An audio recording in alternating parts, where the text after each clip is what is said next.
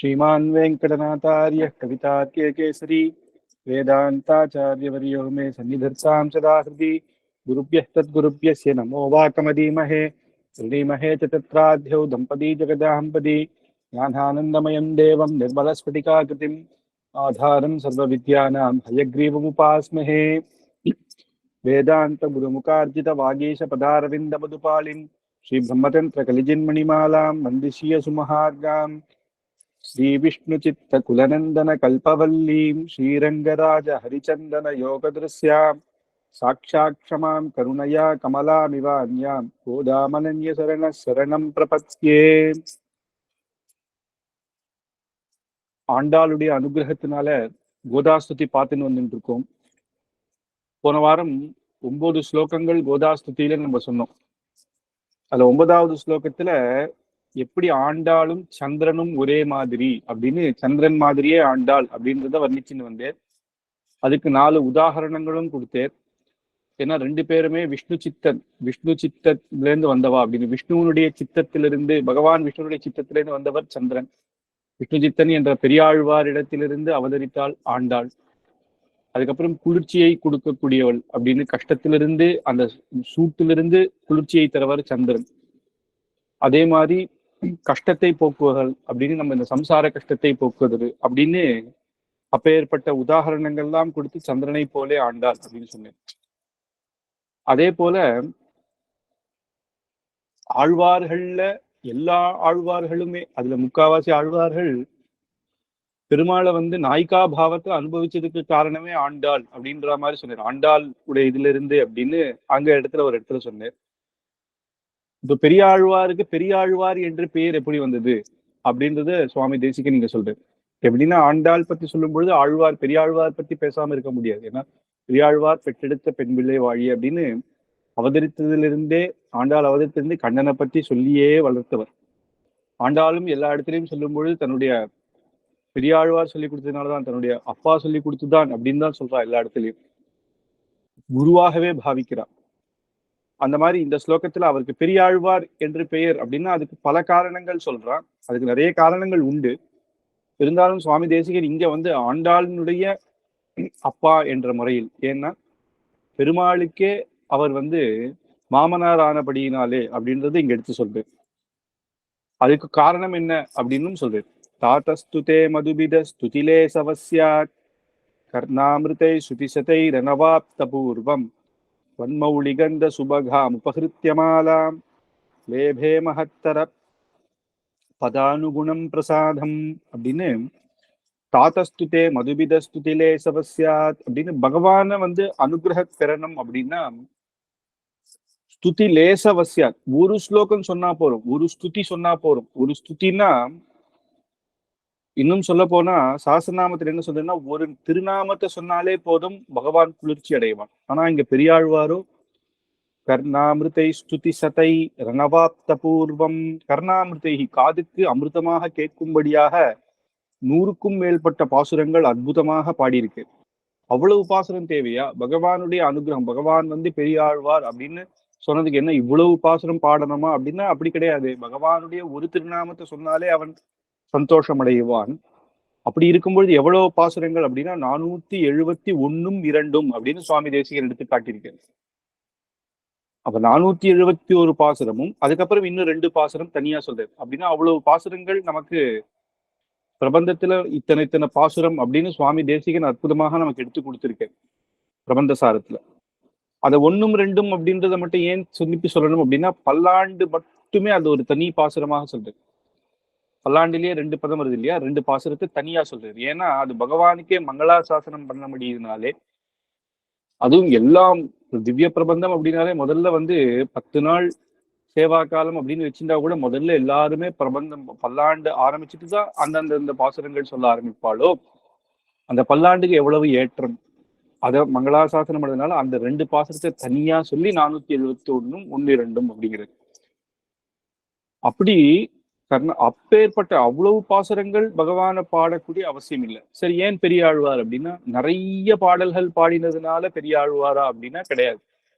இவர் பாடின பாசுரத்தை காட்டிலும் நம்மாழ்வார், திருமங்கை ஆழ்வார்லாம் 1000க்கும் மேற்பட்ட பாசுரங்கள் பாடியிருக்கார். அதனால இவர் பெரியாழ்வார் அப்படின்னு சொல்லல. சரி, அப்ப முதல்ல வந்தவரா அப்படின்னா முதலாழ்வார்கள் தான் முதல்ல வந்தா. அப்ப அவளுக்கு தானே பெரியாழ்வார்னு பேர் வந்திருக்கணும். இல்ல, அவளா முதலாழ்வார்கள், முதல்லயே அவதரித்தவா, இவருக்கும் முன்னாடியே இருந்தவா அப்படின்னால காலத்து வயசுனாலையும் பெரியவர், அதனால பெரியாழ்வார் அப்படின்னும் கிடையாது. அப்ப எதனால அப்படின்னா தொன்மௌலி கந்த சுபகாம் உபகிருத்தியமாலாம் அப்படின்னு பெருமாளுக்கு ரொம்ப பிடிச்ச அந்த வந்து புஷ்ப கைங்கரியமே ரொம்ப முக்கியம். பகவானுக்கு ரொம்ப பிடிச்சது புஷ்ப கைங்கரியம். சரி, புஷ்ப கைங்கரியத்தை அந்த புஷ்பத்தை அப்படி வடபத்திர சாயிக்கு சாதிக்க டெய்லி தன்னுடைய தோட்டத்திலிருந்து புஷ்பத்தை பறிச்சுண்டு பெருமாள் கிட்ட போய் சமர்ப்பிப்பாரு டெய்லி. சரி, அதனால பெரிய ஆழ்வாரா புஷ்ப கைங்கரியத்தினால அப்படின்னா அப்படின்னா தொண்டரடிப்புடி ஆழ்வார் கூட தான் புஷ்ப கைங்கரியம் பண்ணியிருக்கு. அதுக்கப்புறம் அந்த ஆச்சாரியர்கள்ல நிறைய பேர், திருமலை நம்பிகள், அனந்த ஆழ்வான், நிறைய பேர் புஷ்ப கைங்கரியங்கள்லாம் பண்ணியிருக்காங்க. அப்ப அதனால அப்படின்னா அதனாலேயும் இல்லை. அப்ப என்ன அப்படின்னா தொன்மௌலிகந்த சுபகாம் உபகிருத்தியமாலாம் அவா கொடுத்த புஷ்பத்தை காட்டிலும், இல்ல இந்த உலகத்திலேயே எல்லாருக்கும் பகவானுக்கு பக்தியோட புஷ்பத்தை கொடுக்கிறாள், அதை காட்டிலும் பெரியாழ்வார் கொடுத்த புஷ்பம் எதுக்கு வசதி அப்படின்னா தாயார் ஆண்டாள் சூடி கொடுத்த நாச்சியார் தான் அந்த மாலையை சாத்திண்டு பகவானுக்கு கொடுத்து அனுப்புறா இல்லையா, அந்த மாலையை கொடுத்ததுனால அதுல அப்பேற்பட்ட அவர் ஒரு மாலை சமர்ப்பித்தார் பெரியாழ்வார், அதுதான் பெருமாளுக்கு மிக உகந்ததாக இருக்கு. அந்த சூடி கொடுத்த நாச்சியார் கொடுத்த அந்த மாலையினாலே அதுல ஆசைப்பட்டு அவரை பெரியாழ்வார் அப்படின்னு காரணம் என்னன்னா ஆண்டாளுக்கே அப்பா தனக்கு மாமனார் அப்படின்ற என்றபடியினாலே லேபே மகத்தர பதானுகுணம் பிரசாதம். இந்த புஷ்ப கைங்கரியத்தை பார்த்து பெருமாள் ரொம்ப சந்தோஷப்பட்டு லேபே மகத்தர பிரசாதம், அப்பேற்பட்ட பிரசாதம், அப்பேற்பட்ட அனுகிரகத்தை பண்ணேர் பெரியாழ்வாருக்கு. அது எப்பேற்பட்ட அனுகிரகம் அப்படின்னா பெரியாழ்வார் அப்படின்னு சொல்லப்படக்கூடிய. ஏன்னா இந்த பெரியாழ்வார்னு கூட்டது யாருன்னா பக்தர்கள் இல்ல, பெருமாளே அவருக்கு வச்ச பெயர். பரதத்துவ நிர்ணயம் பண்ணேர். அப்ப ராஜா பாண்டியன் கொண்டாட பற்றபிரான் வந்தான் என்றுன்னு பாண்டிய ராஜ்யத்துல யார் வசத்தியான பகவான், யார் பரத்துவம், யாரு பரபிரம்மம் அப்படின்னு நிர்தாரணம் பண்ணணும் அப்படின்னும் போது சபையில எல்லாரையும் கூப்பிடுறான். அவன் ஒரு பெரிய யாருக்கு ஜெயிக்கிறாளோ அவன் பெரிய இடத்துல அந்த பெரிய நகைகள்லாம் இது பட்டி மேல கட்டி வச்சுட்டான். அவ யாரு அதை நிஜத்தை சொல்றாளோ அந்தந்த பெருமாள் அவாவாளுக்கு பிடிச்ச அந்த பக்தர்கள் அவாவாளுடைய தேவதையை சொல்லும் பொழுது எது நிஜமோ அது கீழே விழும் அப்படின்னா ஒவ்வொருத்தர் சொல்றா. ஆனா அப்ப கூட விழாதது சாட்சாத் ஸ்ரீமன் நாராயணன் தான் அப்படின்னு சொன்ன உடனே அது கீழே விழுது. அப்ப எல்லாரும் வாதத்துக்கு வேண்டாம், உடனே சொன்ன உடனே அது கீழே விழுந்ததேன்னு கொடுத்துடல. மற்றவா எல்லாம் வாதத்துக்கு வரும்போது அந்த புராணத்துல எல்லாம் எடுத்து காட்டி பிரமாணத்தை காட்டி வாதம் பண்ணி ஜெயிச்சேர். அவ பெருமாளே கருடன்ல அவருக்கு சேவை சாதித்தேர். அப்பதான் பல்லாண்டு மங்களாசாசனம் பண்ணு. அப்ப சில பேர் என்ன சொல்றா பல்லாண்டு பாடியதுனாலே அப்படின்னு. ஏன்னா எல்லாருமே நம்ம எல்லாம் என்ன நினைப்போம்னா நம்ம நல்லா இருக்கணும், கோவிலுக்கு போனா எப்பேற்பட்ட பக்தர்களா இருந்தாலும் நாங்க நல்லா இருக்கணும், குடும்பம் நல்லா இருக்கணும், இல்ல நாடே நல்லா இருக்கணும், ராஜாக்கள்லாம் என்ன பண்ண தன்னுடைய ராஜ்யமே நல்லா இருக்கணும் அப்படின்னு அவாவாளுடைய வசதியை கேட்டா கூட நமக்கு இவ்வளவு அனுகிரகம் பண்ற பகவான் பல்லாண்டு பல்லாண்டு இருக்கணும் அப்படின்னு பாடிய முதல் ஆழ்வார் பெரியாழ்வார். அதனாலேயும் பெரியாழ்வார் என்று திருநாம். அதை காட்டிலும் நிறைய விஷயங்கள் சொல்லும் பொழுது நம்ம சுவாமி தேசிகன் நீங்க சொல்றது என்னன்னா இப்பேற்பட்ட சூடி கொடுத்த மாலையை ஆண்டாளுக்கு போய் டெய்லி கொடுத்ததுனால, ஏன்னா முதல்ல சூடி கொடுத்த மாலையை கொண்டு கொடுக்கிறார். அதுல ஒரு முடி இருக்குன்னு பெரியாழ்வார் ரொம்ப அபச்சாரப்பட்டோமே அப்படின்னு அர்ச்சகர் கேட்கிறார், என்ன இந்த இதுல இருக்கே அப்படின்னு. ஆஹா, அப்படி கொடுக்க கூடாதே, நான் திருப்பி எடுத்துட்டு போறேன் அப்படின்னு எடுத்துட்டு போனோம்னு ஆண்டாள் கிட்ட கேட்கிறார் ஏன்னு. அதுக்கப்புறம் தன் சூடின மாலைன்னு தெரிஞ்சவனு திட்டார், அப்படி பண்ணலாமா, பெருமாளுக்கு கொடுக்குற புஷ்பத்தை நம்ம சாத்தின்னு கொடுக்கலாமா அப்படிங்கிறது. அதுக்கப்புறம் தோட்டத்துக்கு போய் புது புஷ்பங்கள் பறிச்சுண்டு மறுநாள் புதுசா ஒரு புஷ்பம் எந்த அபச்சாரமும் இல்லாத எடுத்துட்டு போறாரு. ஆனா பகவான் இது எனக்கு வேண்டாம், இதுக்கு முன்னாடி எடுத்துட்டு வந்த அந்த புஷ்பம் தான் வேண்டும் அப்படின்னு சொல்லும் பொழுது பெரியாழ்வாருக்கு அவ்வளவு சந்தோஷம். ஏன்னா சின்ன வயசுல இருந்தே ஆண்டாள் சொல்லிட்டு இருக்காள், யாரை கல்யாணம் பண்ணிக்க போறேன்னா பகவானு தான் அப்படின்னு, பகவான் இன்னைக்கு அனுகிரகிச்சுட்டான் அப்படி. அப்போ அவ்வளவு சந்தோஷப்படுறது. அந்த மாதிரி அன்னியிலிருந்து தாயார் சூடி கொடுத்த மாலையை தான் பகவான் வடபத்திர சாய் சாத்திப்பேர். அதனால அந்த மாலையை கொடுத்ததுனாலையும் தனக்கு மாமனார் ஆனதுனாலையும் பெரியாழ்வார் அப்படின்னு. ஏன்னா இது ஒரு இந்திரன் அப்படின்னு பேர் ஒருத்தருக்கு ஒரு பெரிய பேர் வரும். சதா இந்திரன் மகேந்திரன் ஆனான். எப்படி மகேந்திரன் ஆனான்னா, விருத்ராசுரன் அப்படின்றவன், அதுக்கு விருத்ராசுரன்னா மலை போல இருக்கவன், அவனை வதம் பண்ணதுனால மகேந்திரன் ஆனான். அப்படி நரஜித் அப்படின்னு மகாநரஜித் ஆனான். அப்படி ஒவ்வொருத்தருக்கும் அந்த பேர் வருது புராணத்துல. ஏதோ அவாவா பண்ண அந்த பாக்கியத்தினாலையும் அவா பண்ண அந்த வெற்றி அவா பண்ணதுனால வருது. அந்த மாதிரி பெரியாழ்வாருக்கு இந்த சுடி கொடுத்த மாலையை கொடுத்தனாலே அவர் ஆழ்வார். அவர் வந்து பற்றபிரான் அப்படின்னும் அவர் வந்து பெரியாழ்வார் ஆங்க. விஷ்ணு சித்தன் அப்படின்ற திருநாமத்துல இருந்தவர். அதே மாதிரி இதுல வந்து நமக்கு தெரிஞ்சுக்க வேண்டியது என்னன்னா, 171 அப்படின்னு சொல்லும் பொழுது ரிக்வேதத்துல அனுக்கிரமணிக்கா அப்படின்னு இருக்கு. ஏன்னா வேதம் வந்து என்ன எத்தனை வருஷம் ஒரு சம்ஹிதா முடிக்கிறதுக்கே அவ்வளவு வருஷம் ஆகுது இல்லையா? ஆனா அதை வந்து எல்லாரும் ஞாபகம் வச்சுக்கணும் அப்படின்றதுக்காக அனுக்கிரமணிக்கான்னு ஒண்ணு இருக்கும். அதுல வந்து என்னன்னா எத்தனை சூக்தம் இருக்கு, அந்தந்த சூக்தம் ஒரு சூக்தம் எடுத்தா எங்க ஆரம்பிக்கிறது எங்க முடிக்கிறது அப்படின்னு. ஏன்னா நமக்கு தெரியாது. இப்ப 4000 பாசுரங்கள் கொடுத்தோன்னா இப்ப நமக்கு தெரியும். முதல்லலாம் இப்படி 4000 பாசுரம் அப்படியே கொடுத்தவொடனே எது முதல் பாசுரம் எது ரெண்டாவது எப்படின்னு நம்ம சொல்றதுக்கு தெரியாது. என்ன கிரமத்துல சொல்லணும் எத்தனை அப்படின்றதே தெரியாது. அதுதான் சுவாமி தேசிகன் பிரபந்த சாரத்துல நமக்கு கொடுக்குறது. யஜுர்வேதத்துல கூட கோவை அப்படின்னு சொல்றோம். அந்தந்த பஞ்சாதி எத்தனை பஞ்சாதி இருக்கு அப்படின்னு. அந்த மாதிரி பிரபந்தத்துக்கு வேதத்துல ரிக்வேதத்துல அனுக்கிரமணிக்கா மாதிரி இந்த பிரபந்த சாரத்துக்கு நமக்கு அனுகிரகம் பண்ணியிருக்கேன். எந்தெந்த ஆழ்வார் ஆழ்வார்களுடைய வரிசையில எங்க பாசுரம் என்னென்ன பாசுரம் எத்தனை பாசுரம் அவ நமக்கு அனுகிரகம் பண்ணியிருக்கா. பெருமாள் மேல மங்களாசாசனம் பண்ணிய பாசுரங்கள், அதுக்கப்புறம் அவ எந்த நட்சத்திரத்துல அவதரித்தாள் அப்படின்றத வந்து அவ்வளவு ஆச்சரியமா எடுத்து கொடுக்குறது.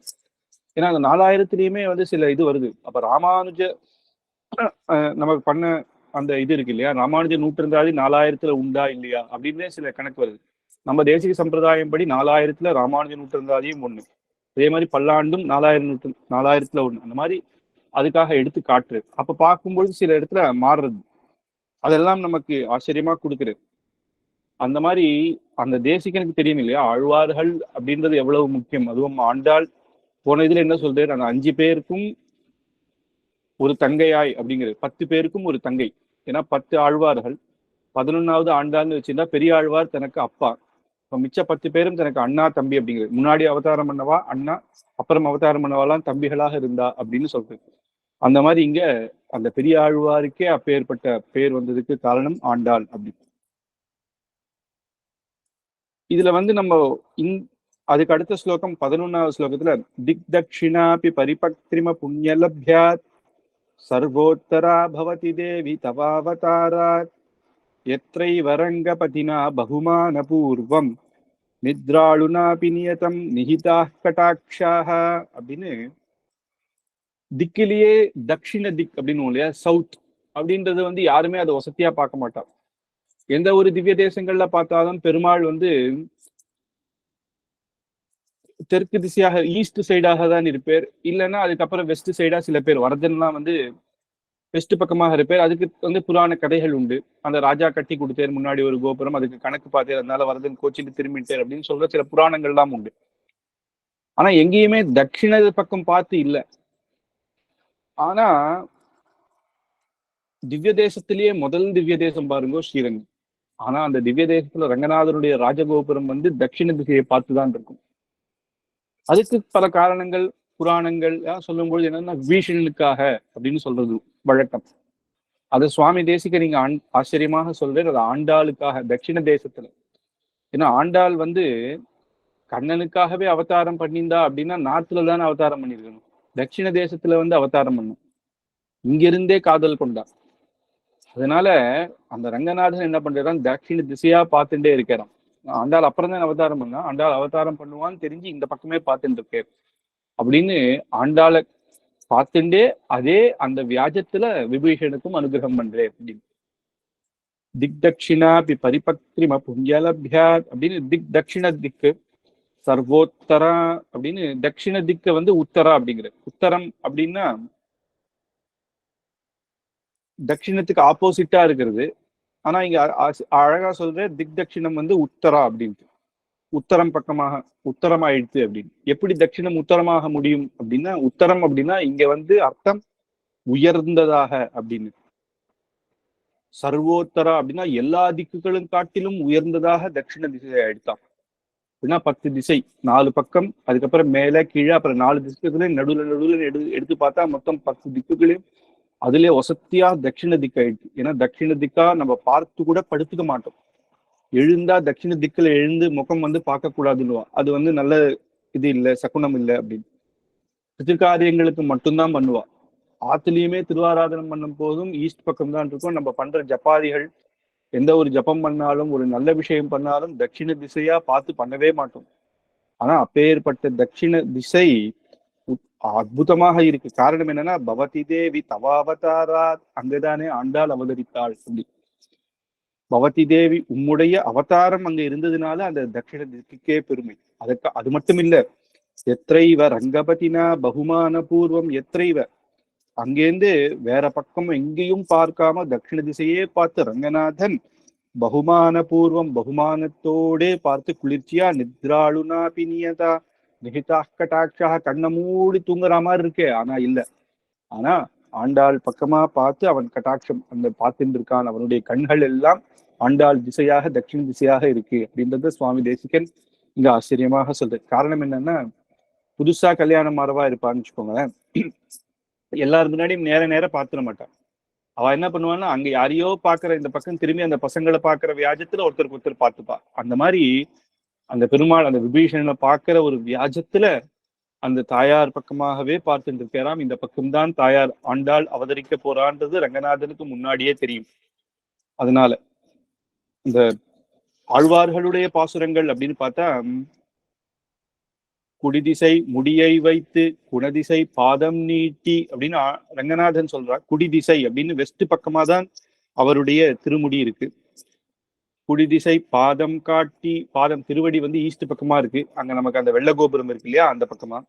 வடதிசை பின்பு காட்டி, அந்த நார்த்து பக்கமா தன்னுடைய முதுகதான் காட்டிட்டு இருக்கிறான். ஏன்னா அங்கதான் இத்தனை வருஷமா இருந்து தசரத சக்கரவர்த்தி வரைக்கும் ராமன் தான். அதுக்கப்புறம் இங்க விபீஷணன் மூலமாக ரங்கநாதன் வந்து ஸ்ரீரங்கத்துக்கு சேர்ந்தார். அதுக்கு முன்னாடி ஃபுல்லாவே வடக்கு திசையில தான், வட திசையில தான் இருந்தார். அந்த பக்கமாக முதுகாட்டி இனிமேல் அந்த பக்கமே வரமாட்டேன் அப்படின்னு இங்க இருந்து அவளுக்கு அனுகிரகம் பண்றான். அப்படி காட்டி தென் திசை இலங்கை நோக்கி, அந்த தென் திசையில வந்து தட்சிண திக்கில தன்னுடைய பார்த்துண்டே அவர் பேராம் கடனிறை கடவுளெந்தை அரவணை துயிலுமா கண்டு உடலெனக்கு உருகுமாலோ என் செய்கீர் உலகத்தீரே அப்படின்னு இப்பேற்பட்ட ரங்கநாதன் தன்னுடைய பக்தனுக்காகவே யாரெல்லாம் அந்த தட்சிண திசையை பார்த்தா அது நல்ல அபசகுணம் அப்படின்னு நினைக்கிறவா, ஆனாலும் அந்த பக்தன் விபீஷனுக்காக இருக்கிறான். காரணம் என்னன்னா, இவர் வந்து அயோத்தியில இருந்து அப்ப வந்து தர்மவர்மான்ற ஒரு ராஜா தசரதர் சக்கரவர்த்தியை பார்க்க போனார். பார்க்க போகும்பொழுது அந்த தசரத சக்கரவர்த்தி இந்த ரங்கநாதனை சேவை பண்ணி வைக்கிறார். இவரை பார்த்தவுன்னு அவருக்கு ரொம்ப சந்தோஷம். இந்த ரங்கநாதனை நான் எங்க ஊருக்கு எடுத்துன்னு போறேன், அங்க திருவாராதனம் பண்றேன்னு. தசரத சக்கரவர்த்தி சொன்னார், அப்படிலாம் கொடுக்க முடியாதுப்பா, இது எங்க குலதனம், நீ வேற எது வேணா கேளு, என் ராஜ்யத்தை கேளு, என் பிராணத்தை கூட கேளு, இப்பயே கொடுத்துடுறேன், எல்லாத்தையும் கேளு. ஆனா ரங்கநாதன் என்னுடையவர், எங்க குலதனத்தை எப்படி நாங்க எடுத்து கொடுக்க முடியும், அவரா நினைச்சா போலாம், இதெல்லாமே நான் ராஜா என்னுடைய இது ஆதீனத்துல இருக்கு. ஆனா பகவான் என்னுடைய ஆதீனத்துல, அவருடைய ஆதீனத்துலதான் நான் இருக்கேன். அதனால அவரை நீ எடுத்துட்டு போ அப்படின்னு சொல்ல என்னால முடியாது, அவரா நினைச்சா போலாம் அப்படின்னு. அப்போ தட்சிண தேசத்துல வந்து அந்த இடத்துல சந்திர புஷ்கரணின்னு இப்ப இருக்கு இல்லையா ஸ்ரீரங்கத்துல, அந்த சந்திர புஷ்கரணி பக்கத்துல உட்காந்து பல வருஷங்கள் 12 வருஷங்கள் தபசு பண்ணிட்டேராம் அந்த ரங்கநாதன் இங்க வரணும் அப்படின்னு. அப்புறமா அந்த ராமர் காலத்துல ராமர் வந்து விபீஷணன் ராஜ்ய பட்டாபிஷேகம் பண்ணி திருப்பி அயோத்திக்கு வரும்பொழுது விபீஷணன் அவர் ராஜ்யம் ஏத்துக்கும் பொழுது ஒவ்வொருத்தருக்கும் ஒவ்வொரு இது கொடுக்குறாரு இல்லையா, பரிசு கொடுக்கும் பொழுது விபீஷணனுக்கு தன்னுடைய ஆராத்திய தெய்வமான ராமனை கொடுக்கிறார். அப்ப ராமன் அவர் எடுத்துட்டு எல்லை பண்ணிட்டு ஆகாச மார்க்கமாக போகும்பொழுது ஸ்ரீரங்க திசையாக வரும்பொழுது அங்க சந்திர புஷ்கரணியை பார்த்து அங்க இருந்து சந்தியாவந்தனம் பண்ணலாம் அப்படின்னு நடுவுல இறங்கும் பொழுது அங்க பெருமாளை வச்சோன்னா அங்க பெருமாளை தர்மவர்மான் கண்ணை திறந்தார். இவர் அப்படி போய் அவர் அனுஷ்டானம் பண்றதுக்கு போயிட்டார். தர்மவர்மான் வந்து நான் தபசு பண்ண பெருமாள் இங்க இருக்கேரே, இது எப்படி சாத்தியம் அப்படின்னு ரொம்ப சந்தோஷப்பட்டு அவர் அங்கேயே திருவாராதனாதிகள்லாம் பண்ண ஆரம்பிச்சுட்டாராம். அப்ப விபீஷணன் திரும்பி வந்து இல்ல இல்ல இது எனக்கு பெருமாள் கொடுத்தேன், நான் லங்கைக்கு எடுத்துட்டு போறேன்னு. இல்ல இல்ல நான் தபசு பண்ணேன், பகவான் எனக்காக அனுகிரகம் பண்றதுக்கு தான் நீங்க வந்தேர் அப்படின்னு 2 பேரும் பேசிட்டு இருக்கும் பொழுது பகவானே சொன்னேராம், விபீஷணா நீ ஆகாச மார்க்கமா வந்துடலாம், நீ ராட்சசன், நீ நினைச்சா ஆகாச மார்க்கத்திலேருந்து வந்துடுறான். ஆனா தர்மவர்மான்றவன் நினைச்ச உடனே எல்லாம் லங்கைக்கு நேரம் வர முடியாததுனால நான் இங்கேயே இருக்கேன், 2 பேருமே எனக்கு கைங்கரியம் பண்ணலாம், ராத்திரி ராத்திரி நீ லங்கையிலிருந்து இங்க கைங்கரியம் பண்ணலாம் அப்படின்னு. இன்னைக்குமே பார்த்தா பார்த்தால விஸ்வரூபமான உடனேயே பெருமாள் தீர்த்தம் கொடுப்பான். விஸ்வரூபம் அப்படி திறந்த உடனேயே பெருமாள் தீர்த்தம் கொடுக்குறான்னா விபீஷன் அங்க ஆராதித்தான் அப்படின்ற அந்த பெருமாள் தீர்த்தம் இருக்கு. அந்த அந்த தீர்த்தத்தை கொடுப்பான். அவ ராத்திரி அங்க வச்சுட்டு போவா. அதை விபீஷன் ஆராதனை பண்ணி வச்ச தீர்த்தம் அப்படி. அப்படி அந்த பக்தனுக்காகவே அந்த பக்கமாக நோக்கி நான் உன்னுடைய ராஜ்யத்தை பார்த்துட்டு உனக்கு அனுகிரகம் பண்ணிட்டு உன் திசையிலேயே நான் இருப்பேன், நீ எப்பயும் கவலைப்படாத, ராத்திரி ராத்திரி இங்க வந்துரு, உனக்காக நான் பார்த்துட்டு இருப்பேன், ராத்திரி விபீஷணன் வரானான்னு ஒரு நாள் வரலன்னா கூட எனக்கு கவலை அப்படின்னு நினைச்சு பார்த்துட்டு இருப்பேன் அப்படின்னு ஆழ்வார் சொல்றார். இப்படி ஒரு பகவானா ஒரு பக்தனுக்காக காத்துட்டு இருக்க பெருமாள்னா உடல் எனக்கு உருகுமாறும், என்னுடைய உடல் அப்படியே உருகிறதே, இப்பேற்பட்ட பகவான் உண்டா, என் செய்வீர் உலகத்தாரே உங்களுக்கும் இப்படிதான் இருக்கா, இல்ல எனக்கு மட்டும்தான் இப்படி இருக்கா அப்படின்னு கேட்கிற மாதிரி ஆச்சரியமான பாசுரம் தொண்டரைப்பிடி ஆழ்வார். அதே மாதிரி பெரிய ஆழ்வாரும் நிறைய இடத்துல விபீஷணனுக்காக அப்படின்னு சொல்லியிருக்கார். ரங்கநாதன் விபீஷனுக்காகத்தான் தென் திசை பக்கமாக இருக்கார் அப்படி. அப்படி இருக்கும் பொழுது இங்க தேசிகன் மட்டும் இப்படி சொல்லுவானே அப்படின்னா விபீஷனுக்காகத்தான், அதுல எந்த சந்தேகம் இல்லை. ஆனா அந்த பக்தன் அந்த வியாஜத்துல இந்த பக்கம் ஆண்டாள் நாச்சியாருக்காகவும் அப்படின்றதையும் சேர்த்து சொல்றது. இது பிரமாணத்துல இல்லையே, அது பிரமாணத்துல இருக்கே அப்படின்னு கேட்க வேணாம். அதுல நம்ம புராணத்திலையும் ஆழ்வார்களுடைய பாசுரத்திலையும் இருக்கேன்னா இது சாட்சாத் சுவாமி தேசிகன் இந்த கோதாஸ்துதி ஆரம்பிக்கச்சு என்ன சொல்றாரு, ஆண்டாள் பிராட்டியை பிரார்த்திச்சு நான் பண்ண போறேன், நீதான் எனக்கு அனுகிரகம் பண்ணணும் அப்படிங்கிறார் இல்லையா. அந்த ஆண்டாளாலே செய்தப்பட்டதுதான். இதனால தன்னோட தெரிஞ்சு, ஏன்னா ஒரு சகிகளுக்கு தானே, அவளுக்கு தானே ஒரு அந்த காதலருக்கு தானே தெரியும் அதனுடைய இது, அந்த ஆசை எப்படி பகவான் இந்த பக்கம் திரும்பி இருக்கார் எதுக்காக அப்படின்றது அது மூலமாக தேசத்தின் மூலமாக இங்க சொல்றார் அப்படின்றதையும் சொல்லி ஆச்சரியமா சொல்றான். அதனாலதான் அந்த பெரியாழ்வாருக்கு எப்படி பெரியாழ்வார் அப்படின்னு பேர், இதுதான் காரணமா அப்படின்றது இல்ல, பல காரணங்கள் இருந்தாலும் ஆனா ஆண்டாள்னாலதான் அப்படின்னு இங்க சொல்றது எதுக்குன்னா, ஆண்டாளே அந்த ஹிருதயத்துல தேசிகின் ஹிருதயத்துல இருந்து சொல்லி வைக்கிறதுனால இதுவும் அத்தனையும் இது என்னன்னா நம்ம சொல்லும் பொழுது உத்பிரேக்ஷா அலங்காரம் அப்படின்னுவா. காவியத்துல உத்பிரேக்ஷான்னுவா. சில காவியத்துல அழகுக்காக சிலது சேர்த்து கொள்வா. இப்ப சந்திரன் இப்ப ராமாயணத்திலையும் சில இடத்துல எல்லாம் இருக்கும். அப்ப லங்கைக்கு ஹனுமார் போகும்பொழுது மரங்கள்லாம் ஆடுறது என்னன்னா வாரும் வாரும் அப்படின்னு கைகூப்பி கூப்பிடுறது அப்படின்னு சில அலங்காரங்கிறதுக்காக சில அழகு. சந்திரன் ஏன் கருப்பா இருக்குன்னா ஒரு கவி எழுதினான், ஒரு ராஜா எழுதினான், நீர் தோற்கடிச்ச அத்தனை ராஜாக்கள் உடைய அந்த மத்த ராஜா தோத்துருக்கா இல்லையா, அவளுடைய கீர்த்தி அதெல்லாம் கருப்பாயிட்டான், பிளாக் டே அப்படின்னு. அதனால சந்திரன் நடுவுல கொஞ்சம் கருப்பா இருக்குன்னு எழுதுறான். அவானா துட்டுக்காக, ராஜா துட்டு கொடுப்பான் அப்படின்றதுக்காக கொஞ்சம் அந்த உண்மையை கொஞ்சம் அழகாக சொல்லணும் அப்படின்றதுக்காகவும் சொல்றான். மழை பெஞ்சது எதுக்குன்னா உமக்காக ராஜா அப்படின்னு சொல்றதுலாம் அது கிடையாது. ஆனா இங்க தேசிகன் சொல்றதோ உத்பிரேக்ஷ அலங்காரத்துக்காக கிடையாது, ஆனா சத்தியத்தை பிரமாணத்தை ஆண்டாள் தாயாருக்காக அப்படியே எடுத்து சொல்றேன். அது இங்க வசதி. இது ஒவ்வொன்றும் பிரமாணம். அது பிரமாணம் மட்டும் இல்ல, அதுல சில தத்துவார்த்தங்கள் இருக்கு அப்படின்றதுதான் இங்க ஆச்சரியமாக எடுத்து சொல்லுது. அப்படி இந்த பாசுரம் அப்படி நமக்கு அமையிறது. அந்த தட்சிண திசையோடைய வசதியே எதுக்குன்னா ஆண்டாள் அவதரித்தால், அது மட்டும் இல்ல ரங்கநாதன் அந்த பக்கமாக திசையாக பார்த்துட்டு இருக்கான் அப்படின்றதுக்கு காரணமும் அதான் அப்படின்றது ஆச்சரியமா இங்க சொல்றேன் தேசிகன்.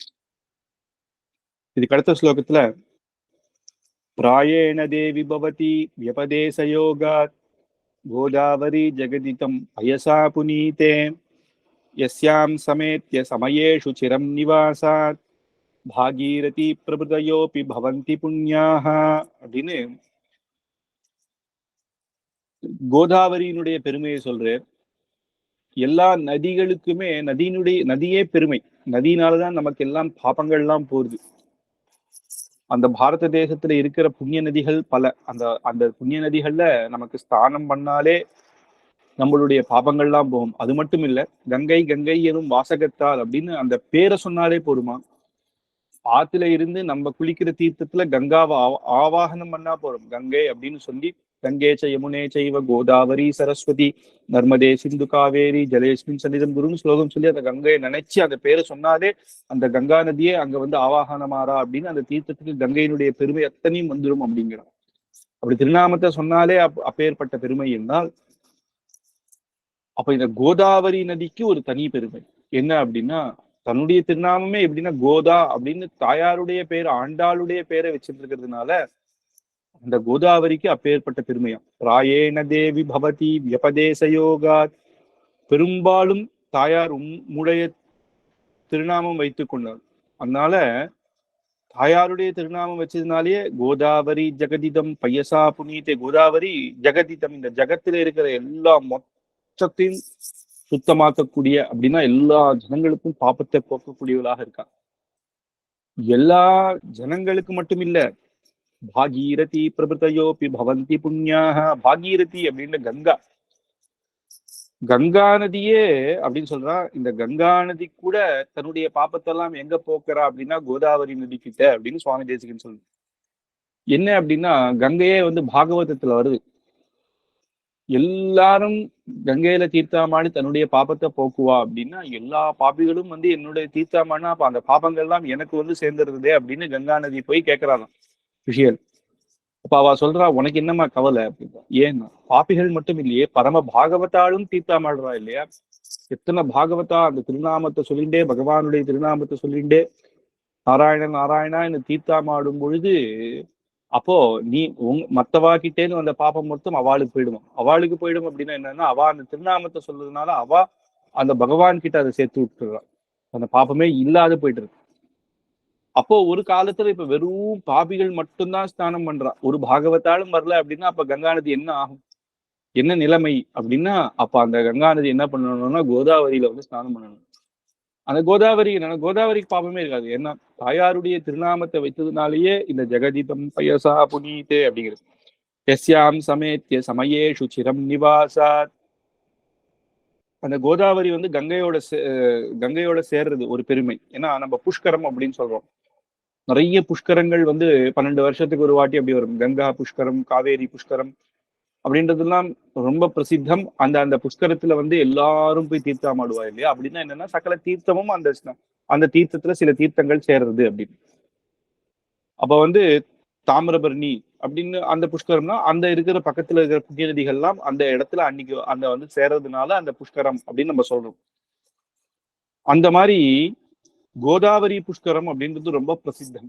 அந்த கோதாவரி புஷ்கரத்தப்ப என்ன ஆகும்னா கங்கையே இந்த கோதாவரியில தீர்த்தாமாடுவாளாம். அதனால என்னன்னா கங்கைக்கு பெருமை அப்படின்னு. அந்த புஷ்கரத்துல சகல தீர்த்தமும் வருவோம். சகல தீர்த்தமும் சேரும் அப்படின்னா அந்த சகல தீர்த்தங்களும் இங்க வருவா அப்படின்னு அர்த்தம். நேரம் எல்லாம் சேருமா அப்படின்னா சமாகம்னு இல்லை, சங்கமம்னு இருக்கு. கங்கா யமுனா சரஸ்வதி சங்கமம் அப்படின்றது அலகாபாத்ல இருக்கு. அது ஒரு பக்கம். இந்த புஷ்கரத்துல சேர்றதுன்றது ஒண்ணு.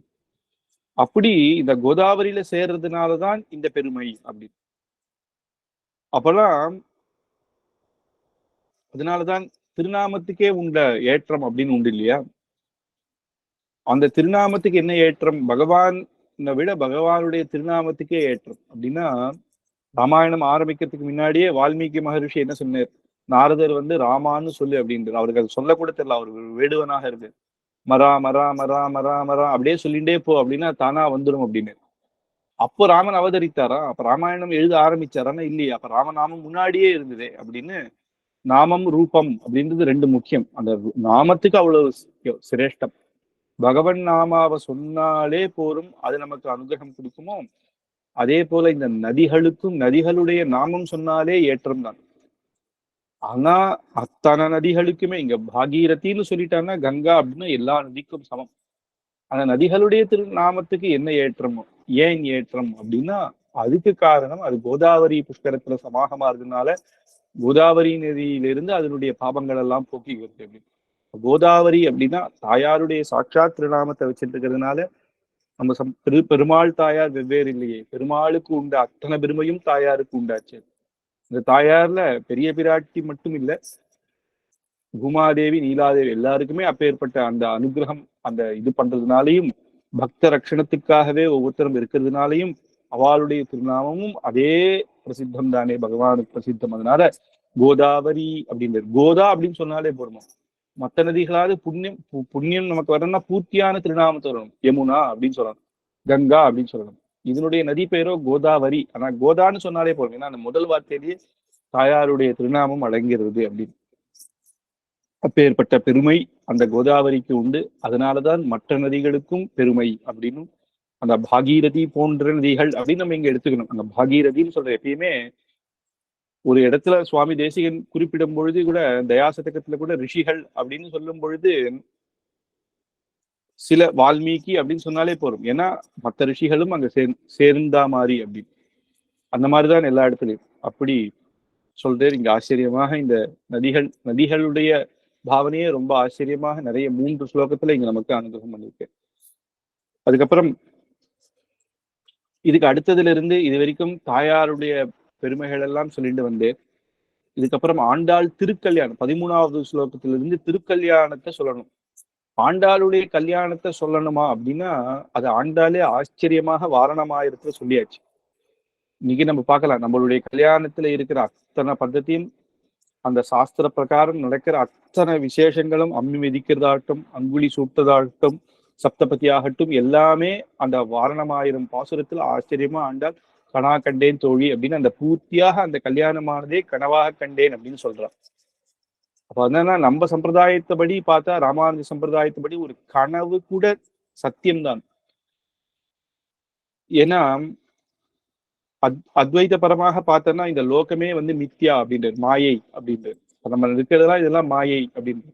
பிரம்ம சத்தியம், அதனால பிரம்மம் தான் சத்தியம், அவரிடத்தில் போகணும், அப்பேற்பட்ட ஞானம் வந்தாலே நமக்கு மோட்சம் கிடைச்சிடும் அப்படின்ற. ஆனா நமக்கு சொல்லும் பொழுது பாஷ்யக்கார் இது மித்தியை, இது மாயை அப்படின்னு சொல்லிட முடியாது. பகவானுடைய சிருஷ்டி மாயை ஆகாது. ஆனா இது என்னன்னா இது நிரந்தரம் கிடையாது.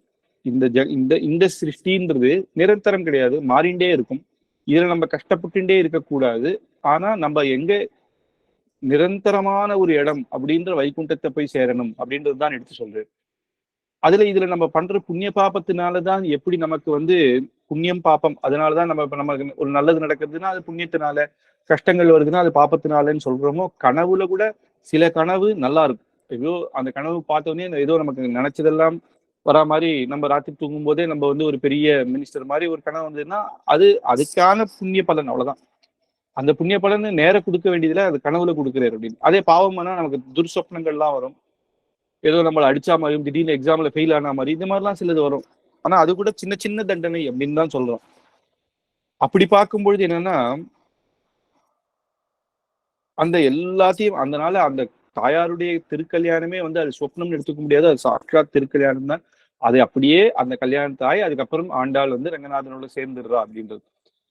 அந்த மாதிரி பார்க்கும்பொழுது இவ்வளவு சொல்லிடுறா இல்லையா. அப்ப திருப்பியும் தாயாருடைய கல்யாணத்தை தனியா எடுத்து சொல்ல வேண்டிய அவசியம் இல்லை. ஆனாலும் தாயார் என்னன்னா அங்க இடத்துல 10 ஸ்லோகத்துல சொல்லியிருந்தா கூட அங்க சாஸ்திரியமா சிலதெல்லாம் விட்டு விட்டு போகுது. அப்படின்னு பார்த்தா கல்யாணங்கள்ல பார்த்தோன்னா பரிகாசங்கள், பக்கத்துல ஃப்ரெண்ட்ஸ் எல்லாம் நம்மளை கிண்டல் அடிக்கிறது, ஊஞ்சல் ஆடுறது, இதெல்லாமும் சேர்ந்தாதானே ஒரு கல்யாணத்துக்கு அழகு. சில லௌகீகமான சில விஷயங்கள் அதுவும் சேர்த்தாதானே, அதுவும் சாஸ்திரியம் ரெண்டும் சேர்ந்தாதான் அந்த கல்யாணத்துக்கு அழகு. அங்க விட்டு போன சிலது இந்த இடத்துல சுவாமி தேசிகன் மூலமாக ஆண்டாள் சொல்லணும்னு நினைச்சா அப்படின்றதுனால சுவாமி தேசிகன் இங்க எடுத்து சொல்றாரு ஆச்சரியமாக. அதுல முதல் ஸ்லோகம் மட்டும் இன்று பார்ப்போம். அங்க என்னென்ன தோழிகள்லாம் கிண்டல் பண்றாளாம். பக்கத்துல வச்ச கண்ணன் அவளுடைய ஃப்ரெண்ட்ஸ் கிண்டல் பண்றா, தாயாரை கிண்டல் பண்றா. அப்படின்னு என்ன அப்படின்னா, நாகேசயஸ்து தனு பக்ஷிரத கதம் தே ஜாத ஸ்வயம் வரபதி புருஷ புராணஹ ஏவம் விதா சமுதிதம் பிரணயம் பவத்யாக சந்தர்சயந்தி பரிஹாசகிர சகீனாம். பரிஹாசம் பண்றா சகீனாம், சகிகள்லாம். அந்த கல்யாணத்துல சகிகள்லாம் பக்கத்துல கிண்டல் பண்றது, பக்கத்துல கோர்த்து நில்லுவோ, பக்கத்துல நின்றுக்கோ அப்படின்னு சொல்றதெல்லாம் ஒரு கிண்டல் தானே. அதுவுமே ஒரு இதனால அந்த பாவத்தை எடுத்து இங்க சொல்லு. என்னன்னு கிண்டல் பண்றா அப்படின்னா, ஜாத ஸ்வயம்பர பதிகி, ஸ்வயம்பரம், ஆசைப்பட்டு கல்யாணம் பண்ணிட்டே இவர் ஆசைப்பட்டு இவர் என்ன நினைச்சு கல்யாணம் பண்ணிட்ட, இவருடைய இப்பேற்பட்டவரா. நாகேசையா, இவருடைய படுக்கை நாகமாம், பாம்பு படுக்கையா ஒரு மனுஷன் வச்சுப்பானா.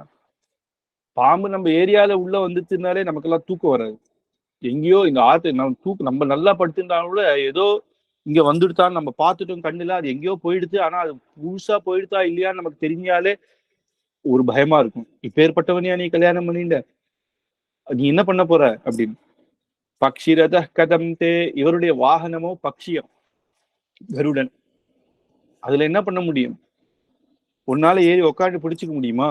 ஜாத ஸ்வயம்பர பதிகி, இவரையா இப்படி ஸ்வயம்பரத்தோட இது பண்ணிட்ட. புருஷ புராண, ஏன்னா வயசுன்னா நம்ம வந்து 2 வயசு 3 வயசு வித்தியாசத்துல கல்யாணம் பண்ணலாம்.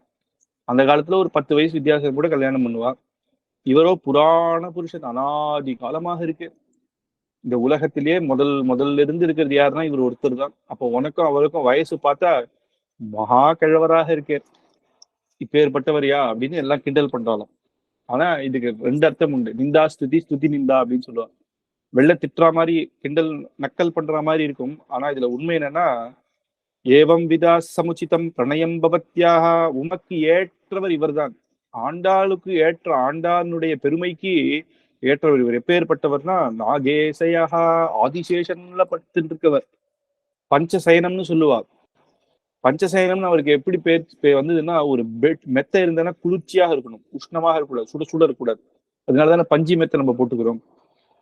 அதே மாதிரி மிருதுவாக இருக்கணும், நல்லா முத்து முத்தாக இருக்கணும், வெள்ளையாக இருக்கணும், அழுக்கா இருக்கக்கூடாது, விஸ்தாரமாக இருக்கணும், நல்ல பெரிய இடமாக இருக்கணும், அதுக்கப்புறம் வாசனையாக இருக்கணும், நாத்த நாரக்கூடாது. துவைக்காம இருந்தா எப்படி இருக்கும்? ஆனா இந்த பஞ்ச சயனமாம் இது அப்பேற்பட்ட இது வேற யாராலையும் பண்ண முடியாது.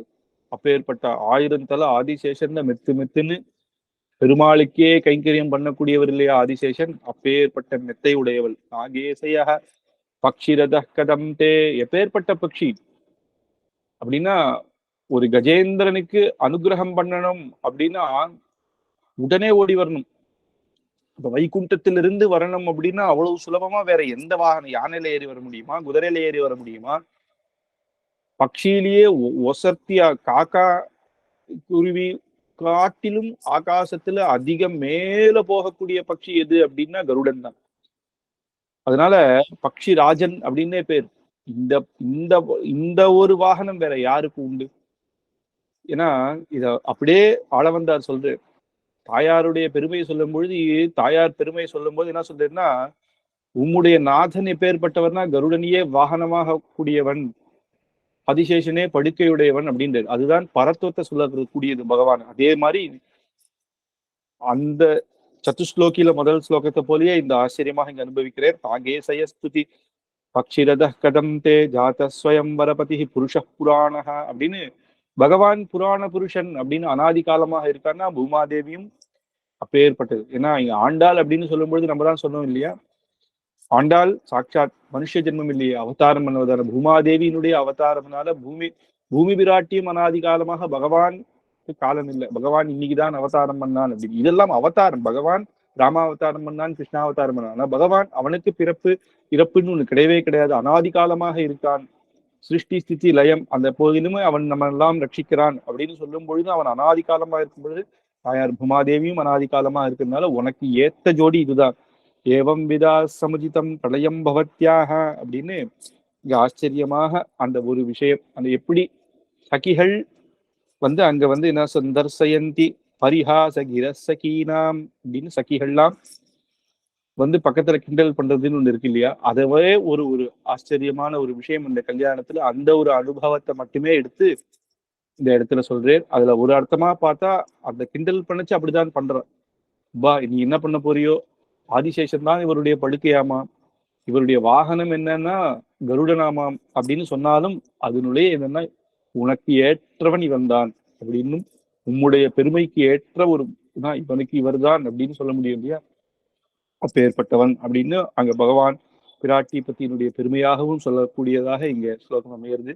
இதே போல இதுக்கு அடுத்த ஸ்லோகத்திலையும் அங்க கண்ணன், இது அடுத்த ஸ்லோகம் அடுத்த வாரம் பார்க்கலாம். எப்படி வைஜெயந்தி மாலையோடு தான் கண்ணன் இருப்பான், அந்த வைஜெயந்தி மாலையில வண்டெல்லாம் வைக்கிறதாம். அந்த வண்டி இப்ப என்ன பண்றதுன்னா அந்த வைஜெயந்தி மாலையை விட்டுட்டு ஆண்டாள் சூடி கொடுத்த மாலை கிட்ட வந்திருக்காம் அப்படின்னு, அது இதுக்கு அதனுடைய பெருமை அப்படின்றதெல்லாம் எடுத்து ஆச்சரியமா இந்த 10 ஸ்லோகத்து வர ஸ்லோகத்துல எல்லாம் ஆண்டாளுடைய திருக்கல்யாண வைபவமாக சொல்றேன். ஆச்சரியமாக இதுக்கு மேல் கொண்டு பார்க்கலாம் அடுத்த வாரம்.